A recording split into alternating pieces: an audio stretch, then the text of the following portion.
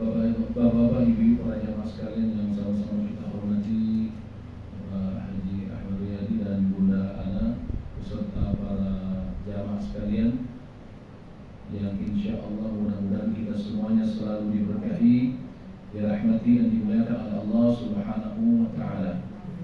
Alhamdulillah, kita sangat bersyukur kepada Allah atas segala nikmat yang Allah karuniakan kepada kita semuanya, sehingga pada bulan kali ini kita dapat melanjutkan kembali aktivitas kajian kita yang insya Allah mudah-mudahan ini akan menjadi penambahan pengetahuan ilmu agama bagi kita semuanya.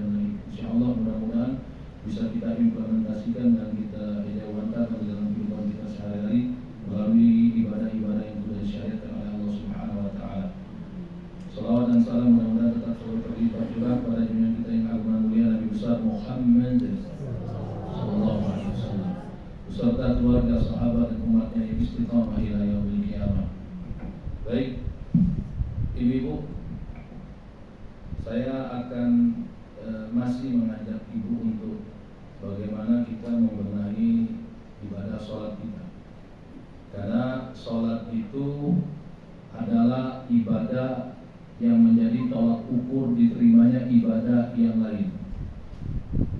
Jadi tolak ukur itu berarti kan ini ketentuan, satu ketentuan yang akan bisa diterima atau tidaknya ibadah yang lain.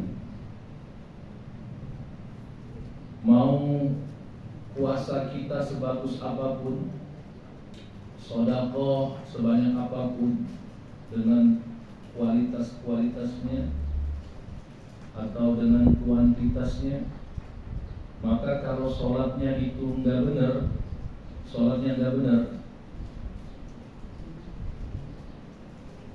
jangankan nggak dijalankan, nggak benar saja sholat, dia jalankan tapi nggak benar saja, maka ibadah yang lain tertolak. Nah, itu jangankan ditinggalkan, nggak benar saja, dia jalankan sholatnya tapi nggak benar caranya, maka ibadah lain mardudatun la tuqbal, tertolak, tidak akan pernah diterima oleh Allah Subhanahu wa Ta'ala. Maka kalau kita buka Sahih Bukhari itu banyak orang yang muflis, bangkrut ketika di yaumil hisab, ketika Allah hisab ibadahnya pertama kali adalah sholat. Ketika sholat yang dia lakukan itu tidak pernah ditinggalkan, tapi pada saat dihisab menjadikan sebab ibadah yang lain tertolak dan diterima. Dikarenakan apa? Sholatnya sembarangan cara pelaksanaannya. Itu ya, karena sholat itu merupakan ritual komunikasi kita dengan Allah Subhanahu wa Ta'ala. Karena Allah itu tidak mau ada yang mengganggu ketika seorang hamba berkomunikasi dengannya, tidak mau diduakan. Karena kata Nabi SAW, innal musalli munaja, sesungguhnya orang yang melaksanakan sholat itu sedang bermunajah, berkomunikasi dengan Allah, sedang memohon harapan kepada Allah, meminta kepada satu-satunya zat yang esa, yang tunggal, tidak ada sekutu baginya. Jangan sampai kita hadirkan sesuatu yang lain di dalam sholat kita, urusan-urusan lain di dalam sholat kita, karena itu akan menyebabkan sholat kita rusak. Terlebih-lebih yang lainnya juga adalah urusan bagaimana teknis pelaksanaan sholat itu, mulai dari awal sampai berakhirnya sholat. Nah, maka dalam kesempatan ini saya akan mengajak kembali ibu-ibu untuk kembali membahas tentang sholat. Karena kata Nabi SAW dalam hadis yang sahih diriwayatkan oleh Al-Imam At-Tabrani, dalam hadis yang sahih diriwayatkan oleh Al-Imam At-Tabrani, lihat, bukan At-Tabrani, kadang-kadang Tabrani, ya Tabrani, Tabrani pakai to, ya pakai to. Ya, tak berani ya. Akhirnya tak berani dia. Ya, tak berani. At-Tabrani. Tabrani. Ya, Tabrani. Karena kalau ngasih nama anak keturunan kita itu, kalau kaitannya dengan bahasa Arab, maka konsultasikan dengan ahlinya. Jangan comot di sosial media. Kadang kalau sedang akikah itu ya, kita yang dipanggil untuk tausiah itu, untuk meresmikan nama itu bingung cara nyebut nama itu. Ini banyak nih, Syakuina, Syakoina itu, padahal itu apa? Sakinah itu ya. Iya, Sakinah. Sakuina ada Sakinah. Apa arti Sakinah?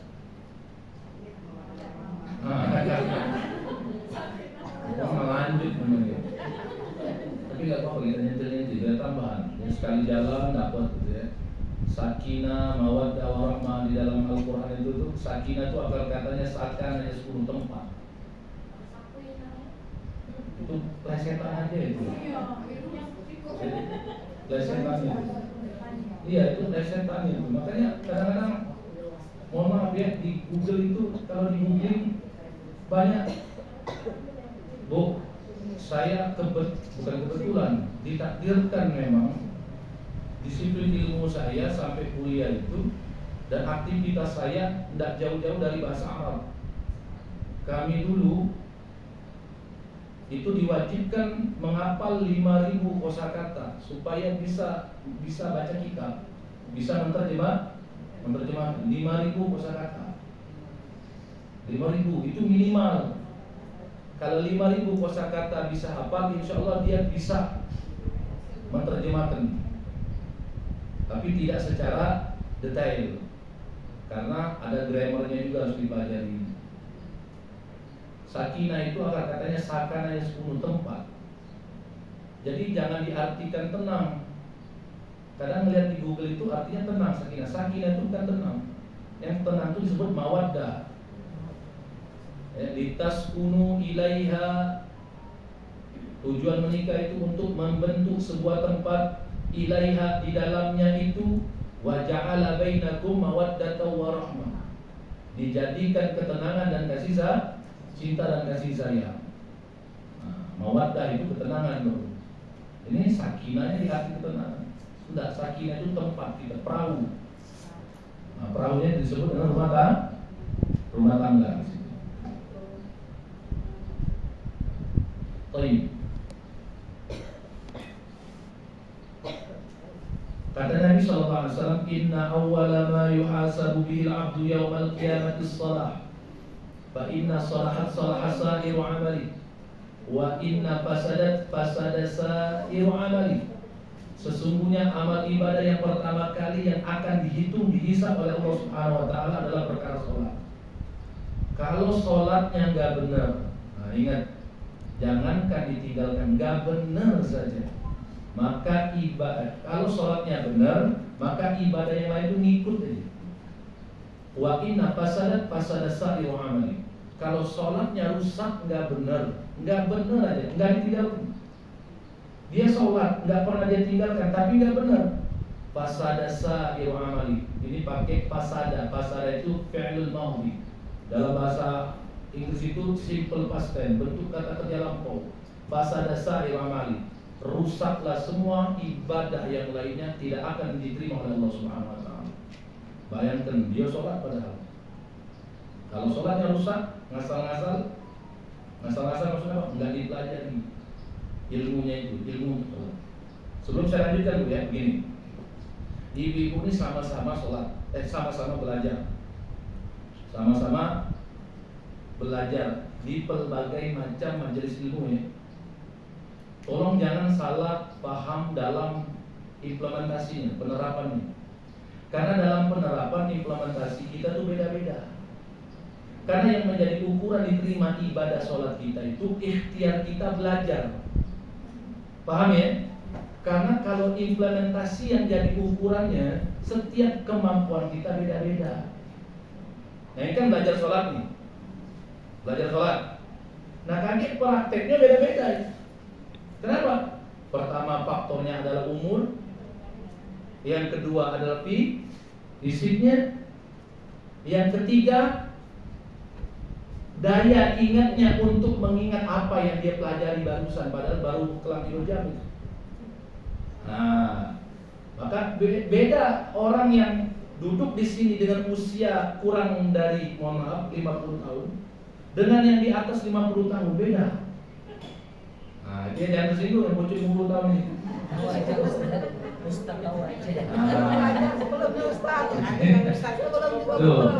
Jadi, tolong benar-benar dipahami. Yang jadi ukurannya itu adalah konteksnya ikhtiar kita mempelajari ilmunya. Nah, pada saat penerapannya balik sebagaimana Allah katakan, fattaqullaha mastata'tum. Bertakwalah kalian kepada Allah dengan ibadah mastata'tum, sesuai dengan ukuran kemampuan kalian. Ukuran kemampuan ini adalah diterapkan menurut ilmu yang dia pelajari. Menurut ilmu yang sudah dia pelajari. Meskipun nanti pada prakteknya beda-beda gitu. Ada yang rukunya lurus, nyai bocor umur 60 tahun ini. Apakah salah yang ini? Enggak. Karena yang jadi ukurannya adalah dia belajar sama-sama.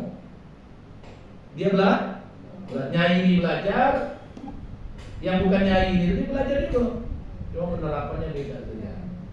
Nenek, nyai itu tadi.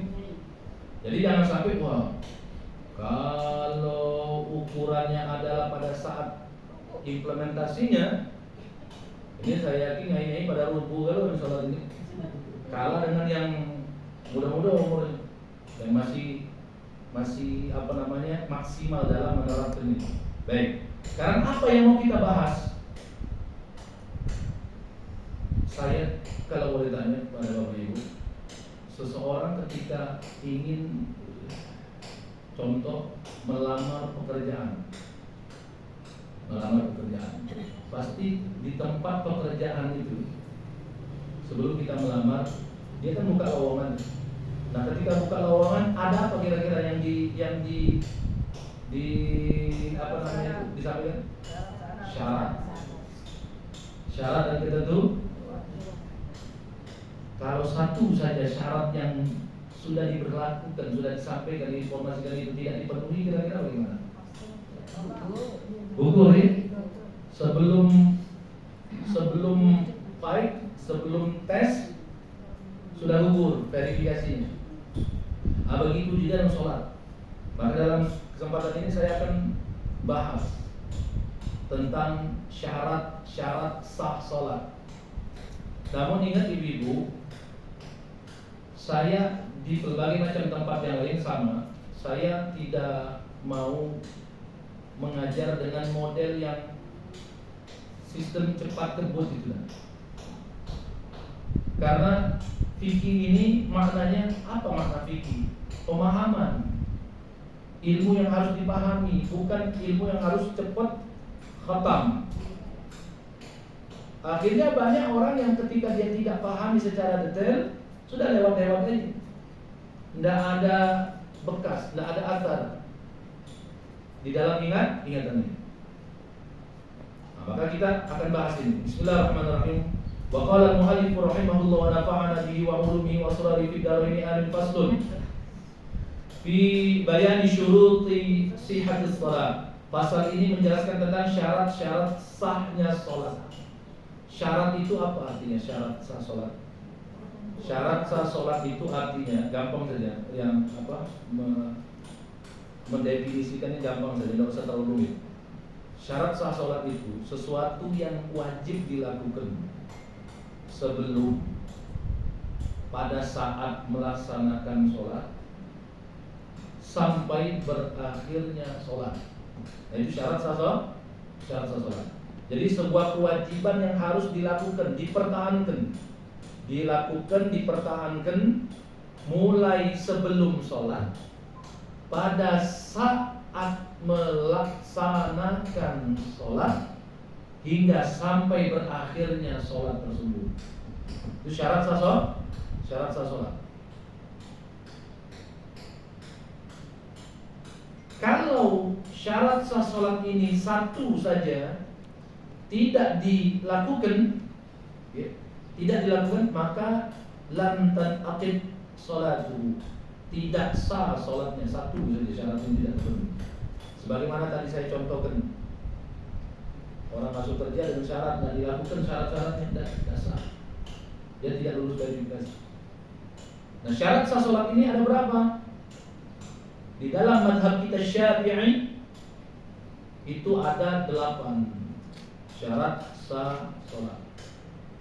Ada 8 syarat sah sholat. Al-awwal taharatul hadatsain. Yang pertama adalah suci dari 2 hadas. Suci dari 2 hadas. Suci dari 2 hadas. Sekarang apa itu definisi hadas? Pengertian hadas itu apa? Hadas itu keadaan seseorang yang tidak suci. Mungkin karena junub, atau perempuan yang sedang haid dan nifas. Itu berhak keadaan dia oleh sesuatu hal, seperti junub, keluarnya darah haid, keluarnya darah nifas. Dan kata kuncinya keadaan dia tidak suci. Maka orang yang seperti ini tidak bisa beribadah dan tidak boleh masuk rumah ibadah. Ini masih banyak bermunculan pemahaman. Hati-hati.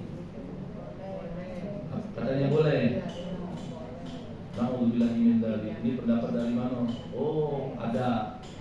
Ketika saya telusuri, ini pendapat Ibnu Taimiyah. Jangan dipisah ya, Taimiyah. Ya, jangan dipisah, sambung Taimiyah. Kalau dipisah Taimiyah jadi. Saya jelaskan di sini dulu. Belum saya lanjutkan.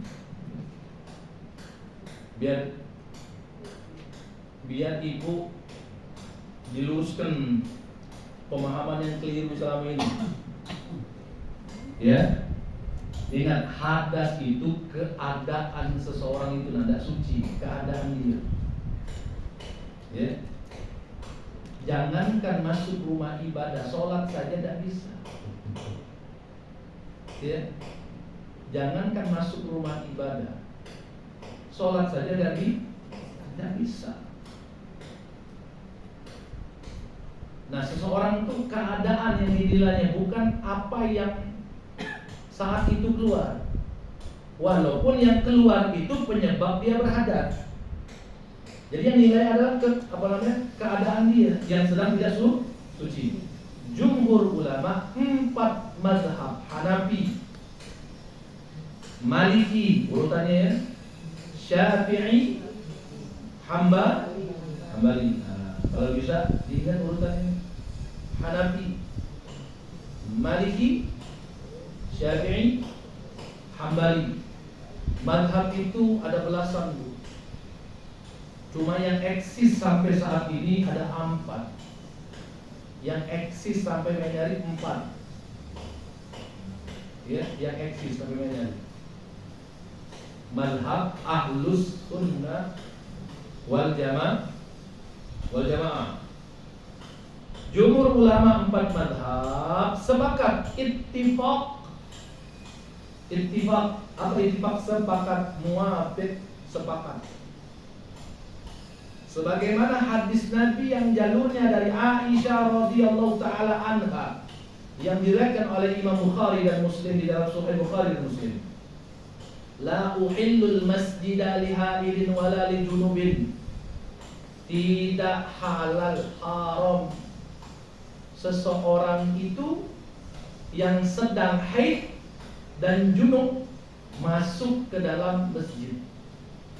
Masuk di sini ditafsirkan oleh para ulama adalah lubthu. Apa lubthu itu? Menetap, diam. Apapun alasannya. Pengajian enggak boleh. Bedanya murur. Apa murur? Lewat, sekedar lewat.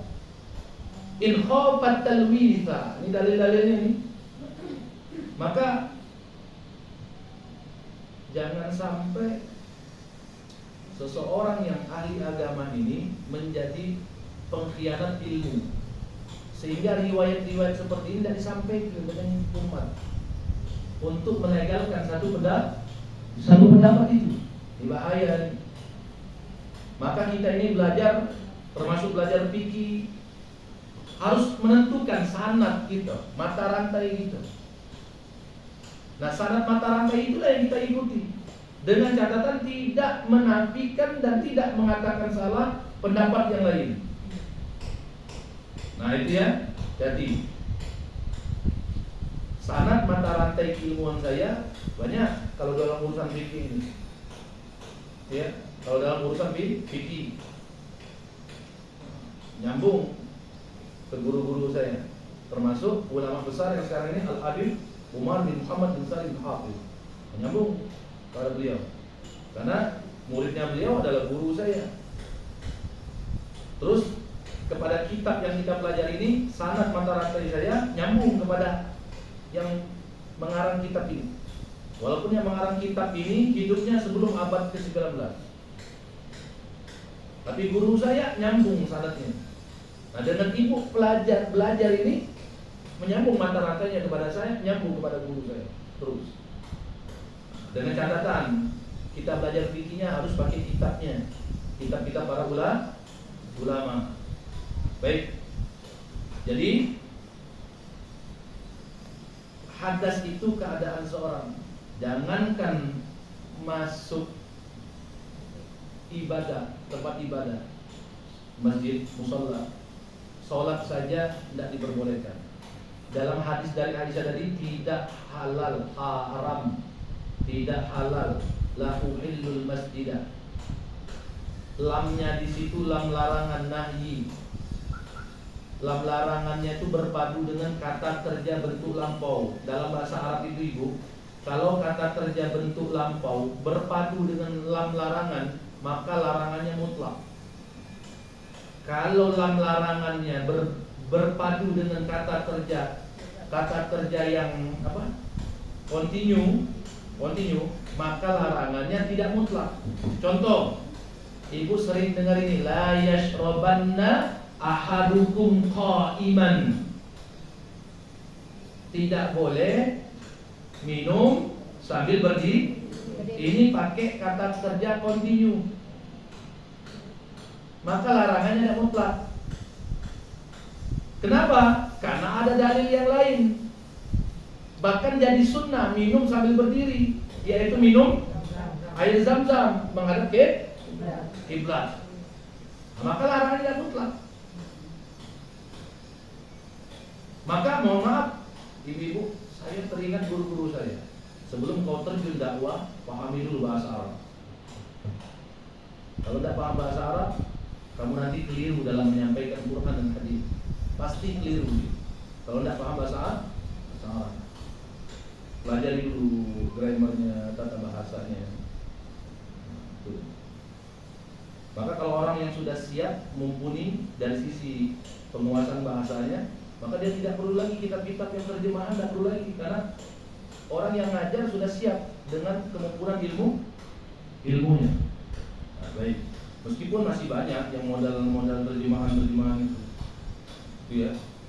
Ya, kita tanggung jawab sendiri masing-masing gitu, terhadap apa yang kita sampaikan itu. Kalau kata Nabi, idza usidal amru li ghairi ahli fantazir sa'ah. Apabila sebuah urusan itu diserahkan kepada orang yang bukan ahlinya, tunggulah kehancuran itu. Paling tidak hancur dari sisi pemahaman. Baik. Disuci dari hadas kita. Suci dari hadas. Kecuali kalau tadi tempat ibadah. Tapi kalau misalkan membaca Al-Quran, maka ulama punya pendapat. Selagi bacanya dia itu adalah tujuan lihifzi nafsihi, untuk menjaga dirinya. Contoh, keluar dari rumah, kita baca ayat kursi, Al-Falaq, An-Nas, itu kan tiga ayat itu. Ya, trikul. Ayat yang dingin-dingin itu ya, kul itu ya. Trikul itu. Kalau tujuannya adalah untuk penjagaan diri pas mau keluar rumah atau pada saat mau tidur dan lain sebagainya, yang tujuannya untuk menjaga diri, maka diperbolehkan. Kecuali lidawamil Quran fi kulli ayyam, untuk mendawamkan bacaan Quran setiap hari. Baru tidak boleh untuk dawam itu. Jadi gantinya apa Ustaz? Zikir. Diperbolehkan lagi apa? Untuk lidirasa, untuk belajar, ta'lim wal muta'allim, belajar mengajar. Jadi tidak ada alasan ibu absen, Ustazah mohon maaf saya absen belajarnya. Tidak ada kata absen, belajar. Boleh membaca Quran, tujuannya adalah ta'allum, untuk belajar. Assalamualaikum, Bu, mohon maaf saya tidak hadir ngajar. Tidak ada alasan bagi ustazahnya ngajar hadir, karena tujuan ta'allum, untuk mengajar. Tapi didawam, untuk mendawamkan bacaan Quran yang istiqomah tiap hari, istirahat dulu. Istirahat, gantinya apa? Zikrullah wa salawatu ala Nabi sallallahu alaihi wasallam, atau asmaul husna. Karena asmaul husna bagi apa? Zikrullah. Asmaul husna itu zikrullah yang paling tinggi di atas yang lain. Yang paling tinggi. Karena asmaul husna itu yang paling dicintai oleh Nabi sallallahu alaihi wasallam. Ketika Nabi bermunajat, Nabi selalu memulainya dengan asmaul husna. Bukan Sahih Bukhari itu.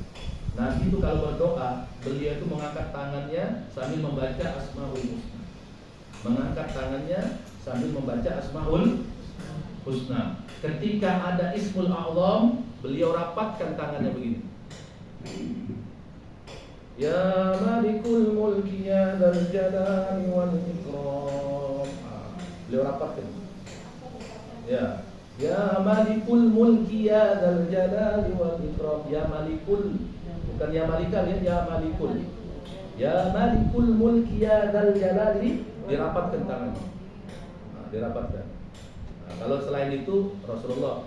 Tapi kalau bagi perempuan kan beda adab. Perempuan tuh yang memang agak minimalis.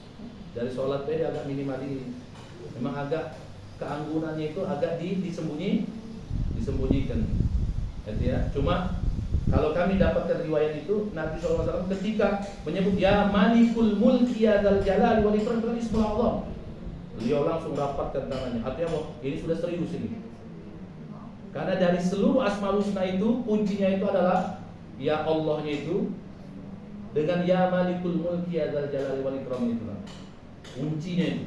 Maka disebutkan ismul a'zam, nama-nama Allah yang paling agung. Ya baik Ibu, itu yang pertama, suci dari hadas. Suci dari hadas. Baca Fatihah boleh, Ustaz? Boleh, kalau untuk penjagaan diri boleh. Ibu mau baca surah Yasin dulu untuk penjagaan diri boleh. Nah, keluar rumah baca Yasin dulu, Yasin, Al-Quran lagi kepanjangan. Ya. Mengalami kalau udah ada nunggu majelis muda. Mendawamkan baca Yasin. Tapi untuk menjaga diri. Yang kedua, syarat sah solat yang kedua, wathani at-taharatu 'anil najasa allati la yu'fa anha. Yang kedua itu suci dari najis. Nah, apa definisi najis? Nah, jadi kita sudah harus tahu dari sekarang ini. Beda hadas, beda najis. Ya,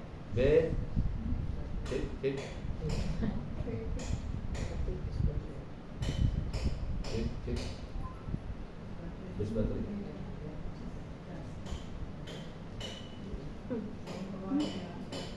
Kedengaran juga bilang suara ibu ya. Beda hadas, beda najis. Ya Bu ya.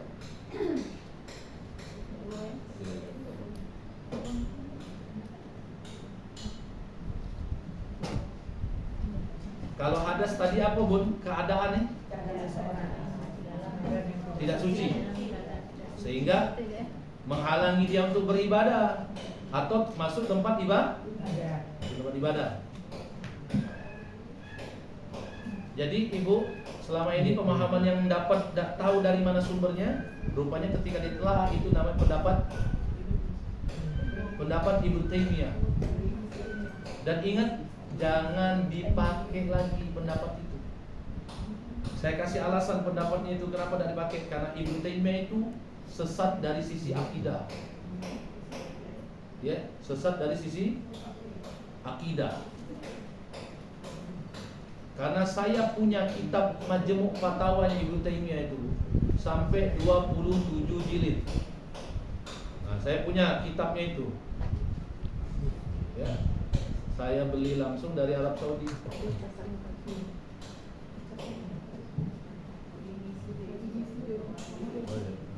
Sama aja ya. Itu ya. Tunggu aja dulu. Baik Ibu. Karena Ibnu Taimiyah itu akidahnya sesat. Contoh, salah satu akidahnya sesat itu pemikiran Ibnu Taimiyah. Ibnu Taimiyah itu dikatakan para ulama, mayoritas ulama sesat dikarenakan menganggap Allah istawa di arash seperti layaknya makhluk duduk di atas sesuatu. Padahal istawa itu tidak boleh diartikan bersemayam, tidak boleh diartikan duduk di atas langit. Jadi bagaimana? Hanya Allah yang mengetahui keadaan tersebut. Hanya Allah saja yang mengetahui keadaan tersebut. Artinya ibu, bapak sekalian, cek belum masih jas, biar aja. Ketika kita menghadapi ayat yang sifatnya mutasyabihat, maka orang awam yang kayak kita ini diarahkan oleh para ulama untuk tafwid. Apa tafwid itu? Menyerahkan urusan ayat yang tidak kita ketahui maksudnya itu langsung kepada Allah saja. Artinya tidak usah dibahas. Allah istawa di aras, tidak usah dibahas. Kalaupun mau dibahas, maka kita harus ada yang menjadi patokan utama dalam penjelasannya. Contoh para ulama, Imam Bukhari menafsirkan ayat ini begini. Kalau kita mau mengetahui maknanya juga itu makna yang tentunya tidak terlalu mendalam, karena yang mendalam tentu sudah pasti adalah Allah yang tahu. Jelas ya? Nah, disebabkan itulah kenapa Ibnu Taimiyah itu sesat. Akidahnya sesat, tidak diterima. Sudah itu, fikihnya juga dianggap sesat oleh para ulama, mayoritas ulama. Karena kenapa? Ya. Nabi ngomong, pertama, Nabi ngomong, tidak boleh orang itu masuk ke dalam masjid dalam keadaan haid dan junub. Mana yang lebih berat, junub apa haid? Mana yang lebih berat? Haid. Mau selesai haid belum mandi itu junub juga. Habis berhubungan belum mandi junub. Itu kan dalam keadaan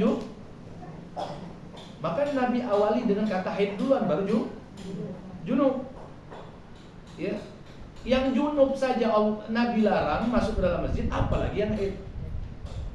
Nah, karena hadis inilah sumbernya langsung dari Aisyah. Sayyidah Aisyah itu siapa? Istrinya Nabi SAW. Istrinya Nabi yang meriwayatkan ribuan hadis dari Nabi SAW. Sekitar 2.400-an hadis. Nah, itu dari Sayyidah Aisyah. Sudah itu 4 mazhab mengambil jalur hadis ini sekaligus sepakat bahwasanya orang yang haid dan junub tidak boleh berdiam diri di masjid kecuali murur itu lewat. Dengan syarat, lewatnya juga ada syarat. Apa syaratnya? Dengan syarat tidak mengotori masjid tersebut. Ingat ya, tidak mengotor. Nah, itu dengan syarat.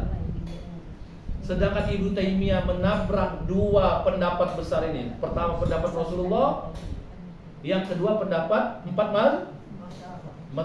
mazhab. Kalau saya disuruh pilih mana, milih Ibnu Taimiyah apa 4 mazhab? Jangan ke Rasulullah. Antara Ibnu Taimiyah 4 mazhab saja. Itu kurun waktunya 4 abad bedanya. Imam Ahmad bin Hambal di kurun waktu abad ke-3 Hijriah. Imam Ibnu Taimiyah di abad pertengahan abad ke-7 menuju abad ke-8. Jadi tahun 7,5 Hijriah lah. Jauh dah, 4 abad kurun waktunya beda. Maka saya memilih 4 mazhab yang ittifaq sepakat tak boleh orang. Cuma yang lebih masyhur, lebih booming pendapat yang mana? Sampai main hari Ibnu Taimiyah ini lah. Ini Ibnu Taimiyah ini lah.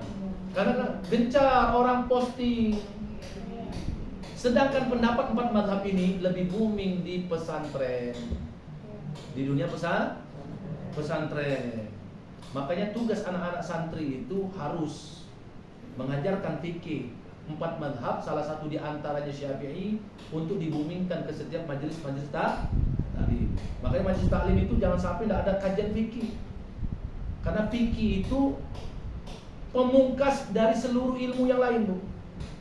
Kajian hadisnya ada, kajian Qur'annya ada, kajian tasawufnya masuk kalau dalam ilmu fikih. Jadi pemungkas nih. Jadi satu kesatuan ngumpul dalam ilmu fikih. Karena bahas fikih harus pakai dalil. Kalau fikih tidak pakai dalil, wah ini hati-hati ini bahaya.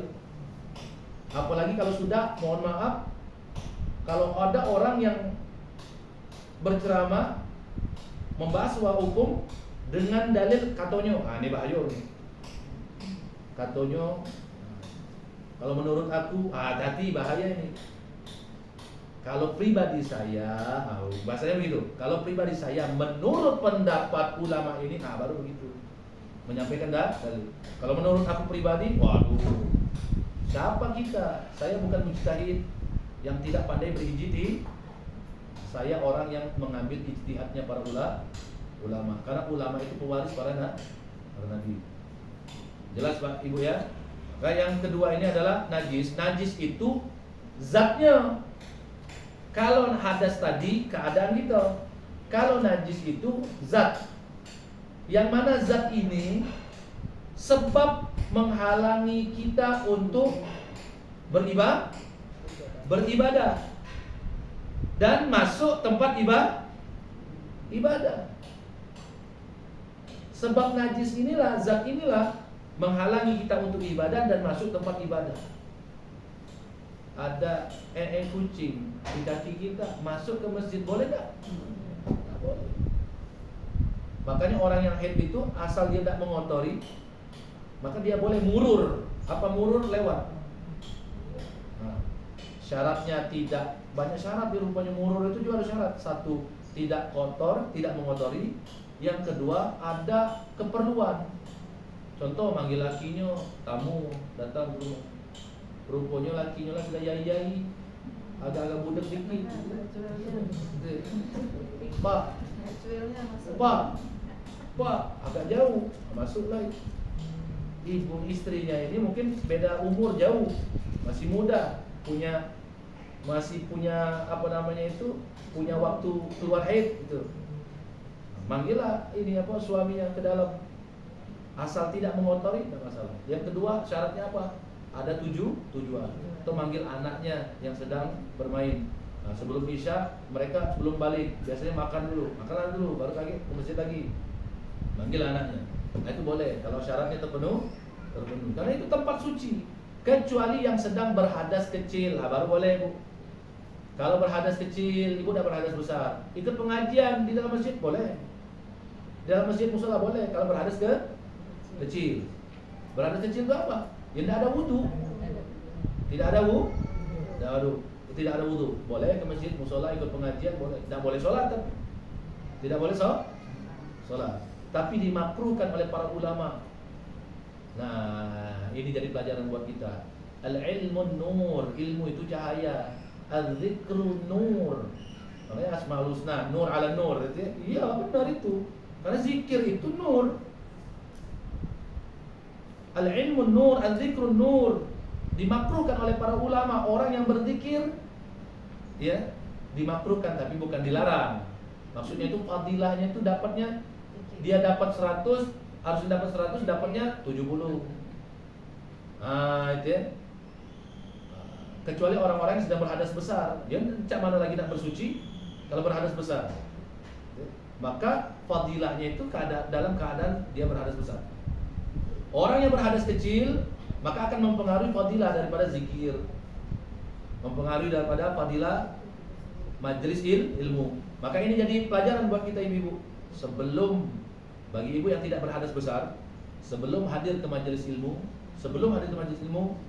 upayakan dalam kondisi suci, sudah berdoa supaya ilmu tadi yang cahaya tadi masuk bukan sebatas pikiran kita, tapi masuk ke dalam kolbu kita. Nah itu, makanya ibu jangan heran ya kalau di dalam majelis para ulama-ulama itu, mereka itu banyak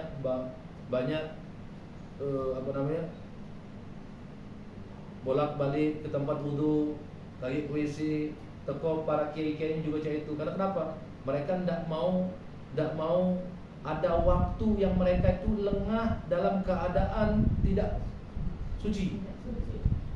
Nah itu para ulama-ulama itu, apalagi guru-guru kami itu, kalau sudah buang angin terlepas, udah dia langsung bangkit dari tempat duduknya, terus ngambil memperbarui wudhunya. Nah, walaupun tidak diharamkan sebenarnya. Gue lagi di majelis taklim, rupanya ibu ngebek, sudah ancang-ancang dari pagi, ngebek pak posisi paling depan, besar masjidnya pula, uangnya banyak hadir. Yang mana lagi? Ibu tinggal ke tempat itu selesai. Itu. Ibu tinggal ke tempat itu selesai. Dia bewong. Ada bisa itu diakali gitu ya. Nah, apalagi kalau berangkatnya barang kawan atau taruh tas di situ. Nah, dekati kawan Pak Ustaz. Dewean di situ. Kalau aku tinggal kertas di situ selesai oleh kawan itu. Selesai itu. Maka suci dari najis. Pada apa yang harus disucikan? Pakaian. Fithawb ayil malbusi min kulli mahmulin lahu wa illam yataharrak biharakati wa mulafin lidzalik. Pada pakaiannya, apa yang disandangkan kepada pakaian yang dikenakan dia, atau yang tersambung, ya, wa mulakin lidzalik, yang tersambung pada pakaiannya. Contoh, ada benang tekewer, apa tekewer? Benang itu dari baju itu tadi. Ujung benang itu kena umpama kotoran. Kita sholat, walau kita punya wudhu, kita sholat di ujung benang itu kita tuh tahu itu kena ya, kita pakai sholat, tidak dibersihkan atau tidak dipotong benang itu, tidak sah sholat kita. Tidak sah sholat itu. Karena kenapa? Benang itu terbawa, tersambung. Tersambung. Nah, maka ibu harus perhatikan pakaiannya, ada enggak najis, seperti bangkai yang paling kecil apa? Semut. Yang paling besar? Gajah. Kalau ibu mau bangkai gajah,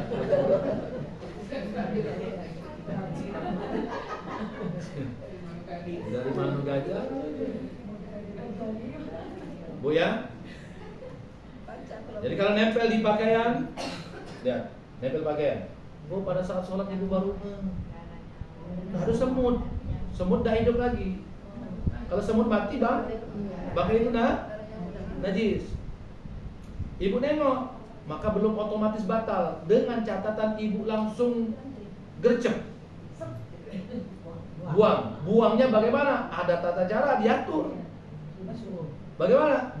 Disentil. Jangan diambil. Kalau diambil itu perpindahan namanya, walau sejenak. Itu perpindahan. Walau bisa ibu ambil terus buang. Itu perpindahan namanya, walaupun sejenak. Sentil. Jelas Bu ya? Nyamuk. Nah, ada bangkai nyamuk, nempel, sentil. Tapi nyamuk Ustaz, jangan ditepuk. Darah nyamuk itu dimaafkan karena tidak mengalir. Tapi bangkai pada tubuhnya itu yang menjadi najis itu. Ya, sedangkan kita tepuk penyet kan, antara badan dengan darah itu mengumpal. Darahnya, yang itu tadi. Apa?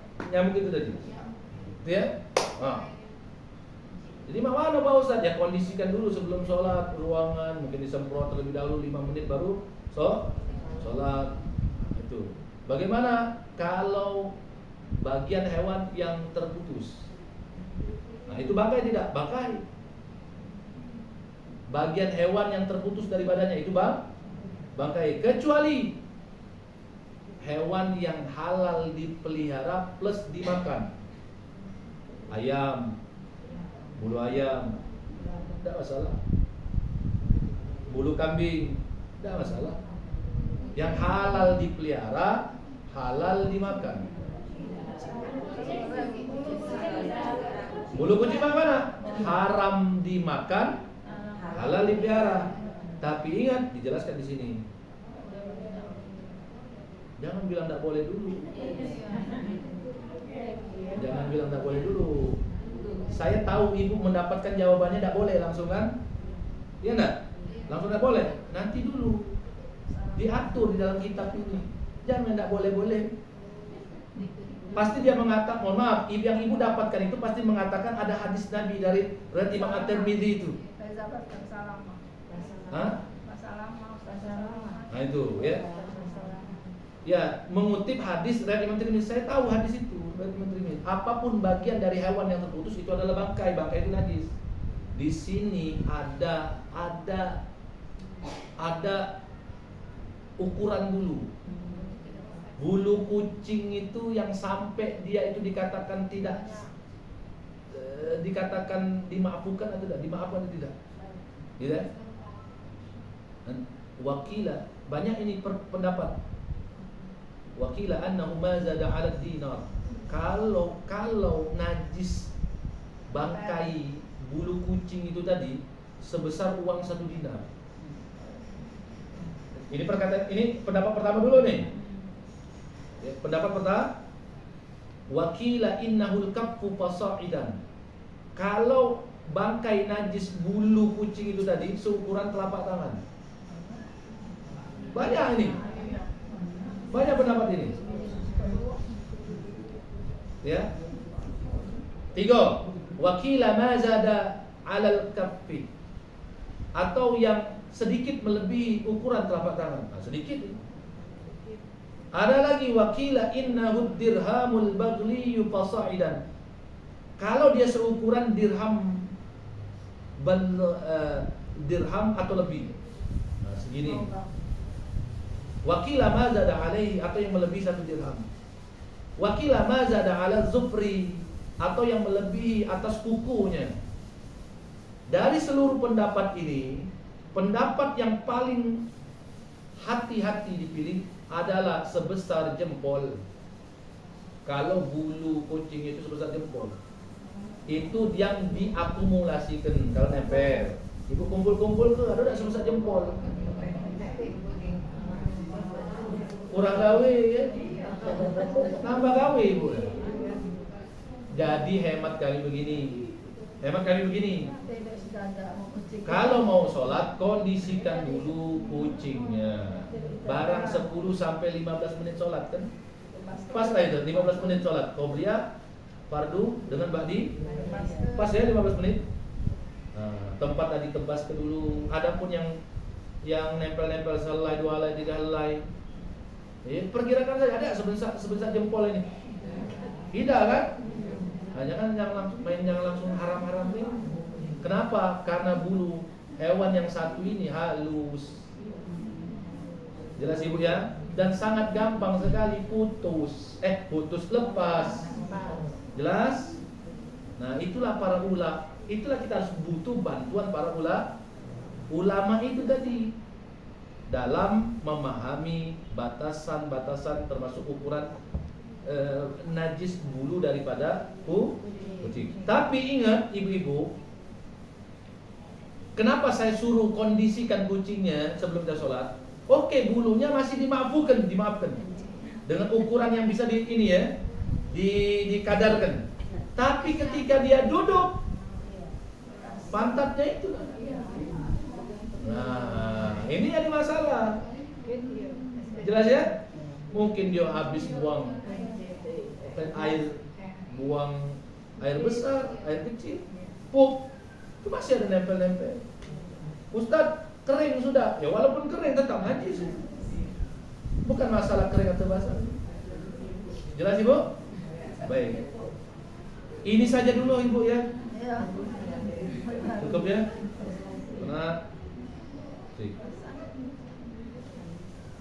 Karena yang penting kita belajarnya itu berusaha untuk memahami sedikit-sedikit. Kalau banyak langsung lewat bayar 8 pagi balik dari sini langsung nyanyi-nyanyi. Kalau ada yang mau ditanyakan silakan. Ibu, sebelum saya tutup, kita berusaha belajar untuk memahami pendapat dengan mata rantai kepada Imam Syafi'i ya. Saya tidak mau mengajak ibu untuk mendiskreditkan pendapat yang lain, kecuali pendapat itu keliru. Contoh kayak Ibnu Taimiyah, itu harus diluruskan karena dia sudah menerjang pendapat Nabi dan pendapat ulama 4 mazhab. Nah, kalau masalah kucing itu tadi, ulama berbeda pendapat. Ada yang memutlakkan haram. Dalam kalangan Syafi'i, tidak ditafsir dulu, dirinci dulu batas keharaman itu. Nah, itu ya. Yang ibu dapatkan ini kan ada yang memutlakkan haram. Gitu ya. Kalau saya pahami dari pendapat ulama-ulama yang jalurnya ke Syafi'i, Imam Syafi'i, maka itu harus diperinci dulu, ditafsir. Ya. Nah, ibu-ibu kan rata-rata punya kucing kalau ini. Nah, saya juga punya kucing itu. Dikondisikan dulu. Ya. Biar aman.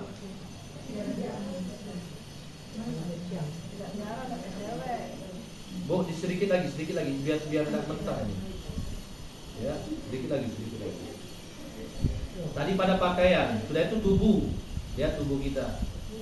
Saya yakin ibu sholat tubuhnya bersih lah ya. Tempat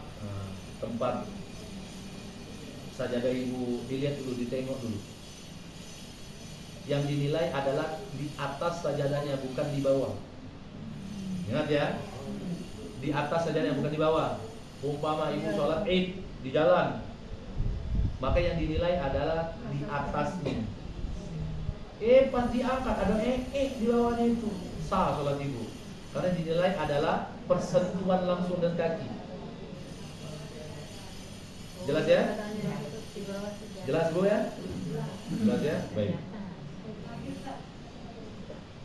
Tambah dikit. Ada yang kita bawa seperti anak. Nah ini, pahami hadis Nabi seperti ini. Ketika Hasan dan Husain Nabi lagi sholat, nah Nabi menggendong ya Hasan Husain. Bedakan anak zaman ini hari. Anak ini hari pakai pampers. Pampers itu tempat menampung najis. Jadi bagaimana solusinya Pak Ustaz supaya kita tetap tidak ada yang jago. Kalau kita kepel ada apa kaki balak, pecahlah inilah semacam. Cebok dulu anak itu, suci kan, istinja kan, ganti paper, sholat, gendong. Begitu. Solusinya seperti itu. Cukup? Ada yang mau tanya? Silakan.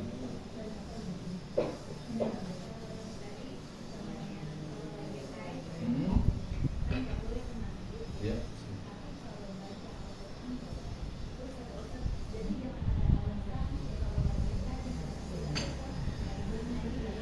Ya, belajar itu. Ya. Nah, itu yang jadi masalah. Iya, itu yang jadi masalah.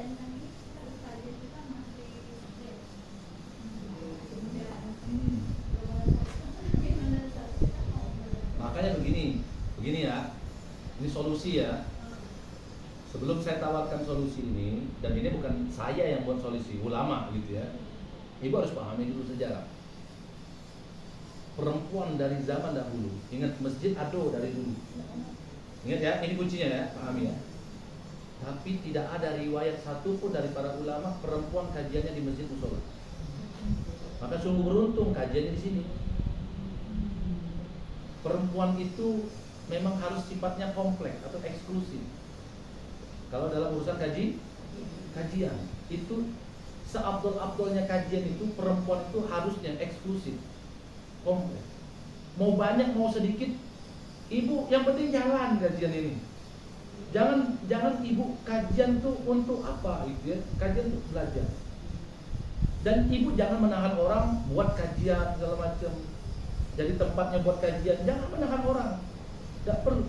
Semakin tempat kita, circle pertemanan kita punya keinginan untuk buka majelis, afdal. Saling bahu-bahu. Ya, Boy? Ya. Saling. Kalau dalam urusan syariat mensyiarkan Islam itu harus bahu-bahu gitu. Masa kita tega, misalkan, jangan buka majelis, tempat aku baik. Lah kan orang pengen rumah yang Allah titipkan itu nanti ketika hisapnya ibadah. Ya. Cuma tadi supaya jalan galau, beda hari, beda pekan, nah itu saling bahu-membahu. Jangan kalau sudah buka majelis kaget ngegep. Ini yang terjadi. Itu ya, naudzubillah min dzalik. Kalau saya tidak mau berbeda tuh pasti, tapi jangan terpecah belah. Jalin silaturahim gitu. Jelas ya? Maka ibu kalau lagi kajian seperti itu, usahakan coba carilah tempat kajian, mau tadarus Quran ke, ya, taklim itu tadi, yang sifatnya tadarus Quran, fikih, ngaji Quran atau ngaji hadis semacam. Usahakan kalau perempuan sifatnya eksklusif. Karena memang harus dimuliakan dengan cara seperti itu perempuan itu. Kalau kayak ini kan lanang-lanang tidak bebas tuh lihat. Tengok nyai itu lagaknya. Oh, ini umpama itu. Kalau terbuka itu tadi. Ya, dan khusus yang punya majelis ini gitu ya. Jangan khawatir. Jemaat tidak sebanyak di masjid itu. Ratusan. Yang segini aja sulit ngordinirnya. Apalagi yang juga jumlahnya 300-500. Itu ya. Nah, jadi yang penting tuh keistiqomahannya itu yang lebih berat, tapi nilainya bukan main, ya. Kalau nak cita-cita jadi wali itu istiqomah itu, istiqomah bangun menjaga majelis, istiqomah hadir majelis. Ibu biar tak berat hadir majelis ini memang benar-benar cinta dengan majelisnya, cinta dengan ilmu dan mikirkan urusan akhirat. Urusan dunia jalankan saja. Jangan ibu jangan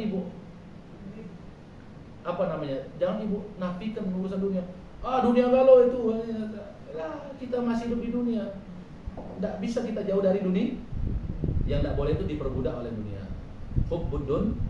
Ya. Jadi kalau solusi yang saya sampaikan itu, kalau bisa kajian seperti itu, apapun itu kalau bisa di tempat-tempat yang tidak ada kaitan dengan di musola. Banyak sih bisa kita akali. Bisa mungkin di tempat ada saung-saungnya sekaligus kita ngumpul situ makan gitu kan. Ada banyak tempat-tempat yang misalnya di sana dijadikan ajang perkumpulan anak-anak muda seperti di Jakabaring itu ya, di stadion. Nah, sekali-sekali di situ buka kajian, ngaji, banyak. Itu kalau memilih pendapat jumhur ulama yang melarang itu. Kalau ibu mau memilih pendapat Ibnu Taimiyah, ya silakan nanti dikumpulkan bersama Ibnu Taimiyah. Kalau saya tidak mau, karena tidak ada mata rantai saya ke Ibnu Taimiyah, dan saya tidak akan pernah menyambung, tidak akan mau menyambung mata rantai keilmuan saya dengan Ibnu Taimiyah. Karena kenapa? Itu kalau di kalangan ulama banyak yang membahas tentang kesesatan pemikiran, akidah dan pada Ibnu Taimiyah. Nah itu yang cuma yang booming itu tadi ya, pendapat Ibnu Taimiyah sampai main hari boomingnya. Giliran pendapat 4 mazhab banyak tidak booming. Banyak tidak booming. Tidak tahu kenapa bisa begitu. Ya, mungkin kurang gencarnya syiar daripada pemahaman 4 mazhab.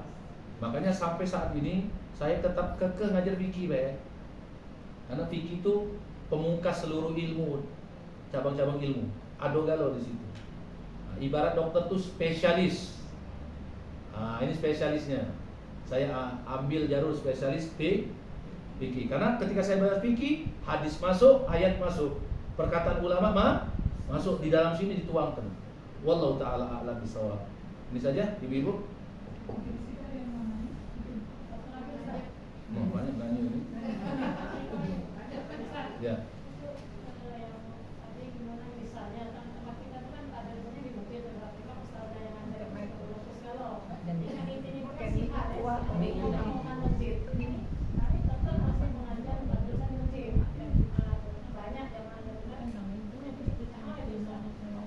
Ya.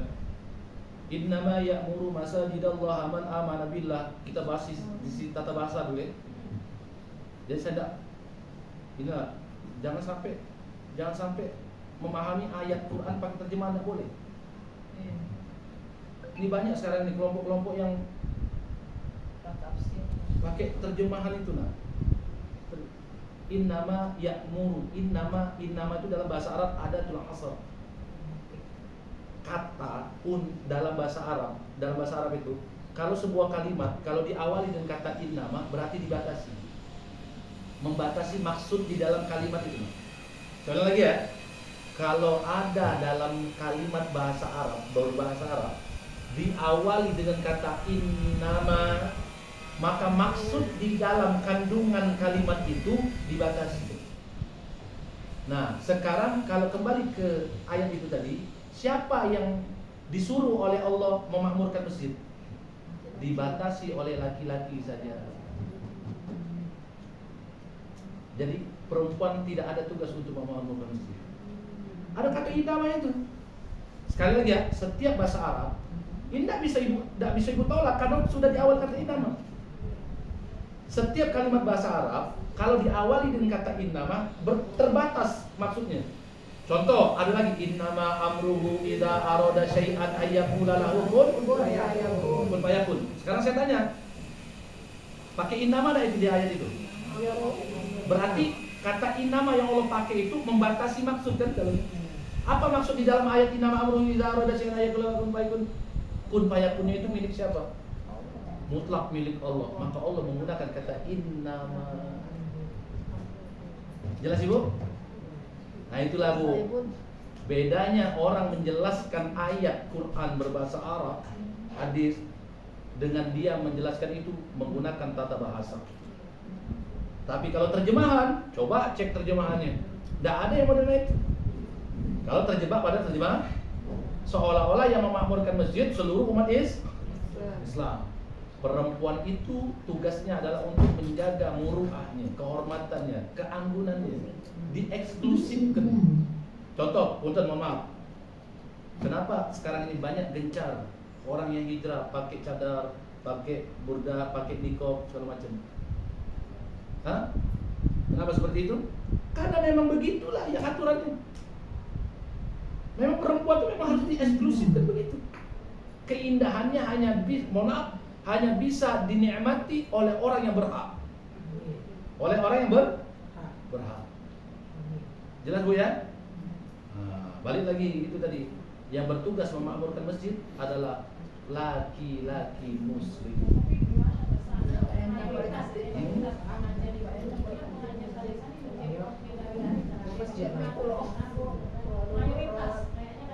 Ya, makanya begini Bun, kayak ini.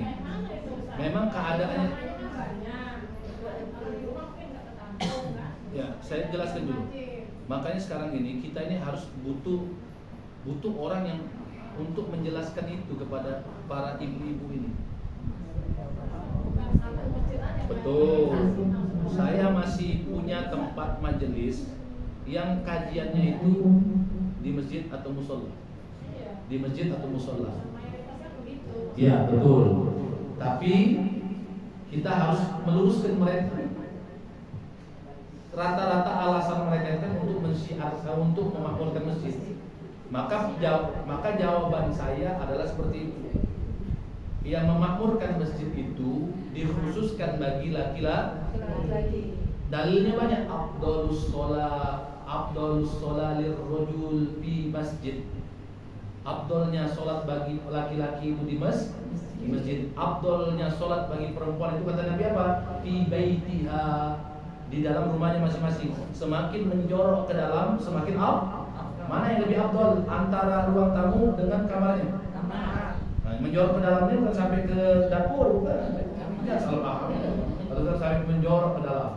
Nah, memang mayoritas sekarang ini perempuan-perempuan ibu-ibu itu melakukan aktivitas pengajian di masjid-masjid musola, karena yang mereka pahami saat ini yang makmurkan masjid itu ya semua umat muslimah gitu ya. Padahal ayat itu tidak menceritakan keumuman tapi kekhususan, karena diawali dengan kata innama tadi. Jadi bagaimana Pak Ustaz? Ya mereka harus mendapatkan penjelasan. Nah, mendapatkan penjelasan harusnya begini kalau tapi tidak muat Ustaz, nanti di rumah dibagikan. Ya, dibagi-bagi. Misalkan orangnya banyak, dibagi-bagi waktu, dibagi-bagi harinya. Sebenarnya banyak solusinya itu. Itu kalau kita menggunakan pendapat-pendapat yang seperti ini. Makanya kata saya tadi, yang lebih efektif pengajian itu di rumah-rumah seperti ini. Di rumah-rumah seperti ini lebih efektif. Karena kenapa? Dilakukan di rumah ini Bun, ini lebih syarat, bukan syarat, yang lebih syarat dengan hadis-hadis Nabi, dengan ayat Al-Qur'an, lebih syarat itu tadi. Lebih syarat dengan pendapat 4 ulama. Tapi kalau perempuan dilakukan di masjid musola, memang tidak ada larangan. Cuma nanti larangannya berlaku ketika ada sesuatu hal seperti haid segala macam. Nah, itu. Jelas Ibu? Paham ya?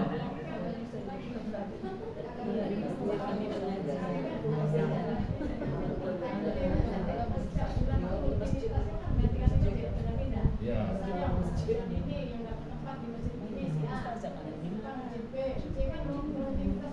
Betul. Ya, tahu saya. Saya ini pengisi. Saya termasuk pengisi tetap BKMT juga. Saya bulan. Tapi saya sampaikan kepada ibu BKMT. Setelah saya sampaikan itu, mereka sudah paham. Ketika mereka lagi head, mereka tidak hadir dari BKMT. Tidak hadir. Ya, tidak hadir. Maka jangan hadir. Jelas Bu ya? Karena ini pendapat yang dikukuhkan. Tidak ada alasan ngaji ya. Makanya kalau seandainya ibu-ibu jamaah pengajian dimanapun ini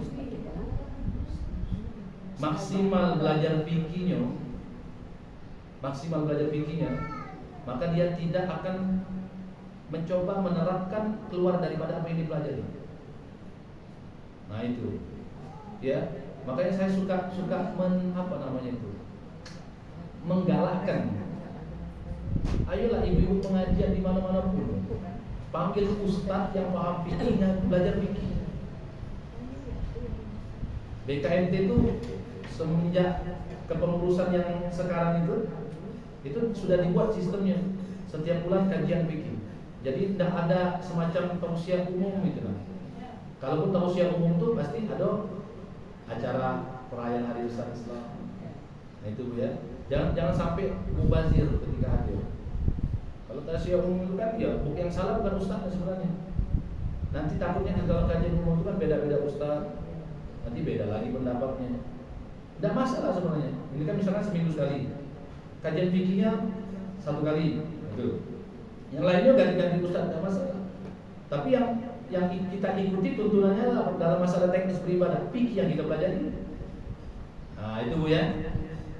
Fikih itu 2 sebenarnya. Cuma ada pendapat yang kuat, itulah yang kita pilih. Ada memang pendapat yang tidak kuat, bisa kita ambil dengan syarat urgen. Nah, itu nanti akan kita bahas di kemudian hari. Wallahu a'lam bishawab. Cukup ya Bu ya? Setengah 12. Assalamualaikum Ustaz. Waalaikumsalam. Kami ini penduduk tinggal di sekitar masjid Ustaz. Jadi kan ada perbedaan perintah untuk laki-laki. Kalau sholatnya memakmurkan masjid itu laki-laki. Nah, kami ini sering ikut di bukan majelis, kalau pengajian yang biasa ikut, yang di sholat. Kami suka ikutnya di waktu subuh dan di waktu isya atau maghrib. Jadi kami juga kan ikut itu benar yang jadi makmum. Imam kami ini suami misalnya ikut ke masjid. Jadi kami ini wanita-wanita merasa itu keadaannya aman dan ada tempat khusus di masjidnya dan ingin memperoleh pahala yang 27 hari. Itu aja Ustaz. Baik. Kami ini melakukan, kami sekitar masjid sebenarnya. Kami jelaskan ya Bu ya. Tugas ya'muru masajid Allah man amana billah di dalam ayat itu adalah tugas laki-laki membangun masjid. Kalau untuk sholat, Nabi katakan tidak boleh dicegah, tidak boleh dilarang. Kalau seorang perempuan itu sholat, tadi yang dibahas itu beda. Ingat ya, itu tujuannya untuk taklim. Kalau untuk sholat, ya artinya ibu dalam keadaan suci ya mas. Sholat dapat fadilah berjamaah. Justru kalau ibu tidak pernah sholat sama sekali di masjid, nanti itu ya apa, jadi fitnah juga itu. Jadi fitnah juga. Karena masjid itu tempat ibadah muslimin dan muslimat. Walaupun nanti ada ketentuan-ketentuan yang pada saat kapan kita dilarang masuk ke tempat ibadah. Jelas ya? Ibu silakan pergi sholat ke masjid. Dengan catatan konteksnya bukan memakmurkan, tapi untuk turut serta melaksanakan sholat berjamaah. Cuma kami di sini tambahkan sedikit. Apakah perempuan itu mendapat nilai 27 derajat ketika dia sholat di rumah? Sama. Nah, ini harus dipahami. Sama, walaupun dia tidak sholat di masjid, dia sholat di rumah. Kenapa dia dapat nilai 27 derajat? Karena dia jaga kehormatannya, jaga kehormatan suaminya, jaga harta benda suaminya. Berat tuh. Maka dia dapat nilai 27 Biarpun di rumah. derajat, biarpun di rumah. Cuma ingat, jangan jadikan alasan kalau ibu masih bisa. Apalagi ibu, mohon maaf, umur ibu ini lah banyak repot lagi. Paling banter ngurusin cucu, gitu ya. Cuma saya kalau pribadi mohon maaf, saya kasih tahu istri saya, kalau memang lagi urgentnya, kita berdua yang ngurus. Kalau saya lagi di rumah, saya yang ngurus anak, ya, nyebui dia, ganti pampers, kadang bantu nyuci, kadang bantu nyemur baik. Jangan bebani orang tua kita masing-masing, capek dia. Sudah saatnya dia berbahagia dengan main dengan cucu. Main dengan cucu. Kalau musuh yang lain itu jangan. Mesti ke inilah, ini dia. Jangan. Saya berusaha kecuali memang lagi urgentnya, lagi tidak terpegang lagi, tidak terpegang, ya, tidak terkondisikan lagi. Apa dulu? Ya, ya. Sekarang ini mohon maaf, suami repot kerja, istri juga repot kerja. Jadinya apa? Kakek neneknya jadi tempat penitipan. Assalamualaikum. Setoran. Antar jemput ke sekolah. Ini. Cukup ya. Kalau saya ini enak-enak aja Bu. Cuma kali ibu ini kan banyak gawe ini. Ya. Mari sama-sama kita baca surah Al-Fatihah.